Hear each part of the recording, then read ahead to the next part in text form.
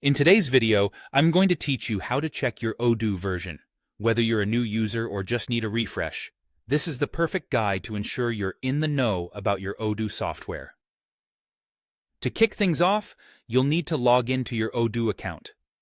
The key here is to make sure you're using a user account that has access to the Settings app, as this is where all the magic happens. Don't worry, you don't need any technical access or detailed permissions, just basic user access will do. Once you've successfully logged in, navigate to the Settings app. This is your go-to spot for various system settings and configurations, so it's typically accessible from the main dashboard depending on your user permissions. After entering the Settings app, what you'll want to do is scroll all the way down the page. This might sound simple, and it is, but it's crucial as we're headed to see some important information. It's at the very bottom where your Odoo version details are tucked away. When you reach the bottom part of the settings page, keep your eyes peeled for sections labeled as either About or Version. This is exactly where your current Odoo version will be listed.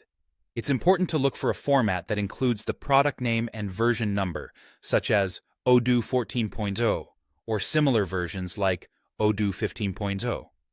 Having this information is not just nice to know, but can be essential for troubleshooting or ensuring compatibility with various apps or modules you might be considering.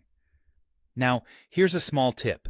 If you're unable to find it under Settings for any reason, you might also want to check the User drop-down menu. You know, that handy little menu where you can adjust your profile settings or log out? In that drop-down, look for an option titled About Odoo. Clicking on this can also display the version information you're searching for. And there you have it, a simple yet effective way to check which version of Odoo you are using.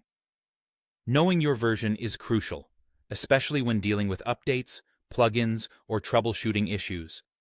Today we've gone over straightforward steps that anyone with standard access can follow without any additional technical know-how.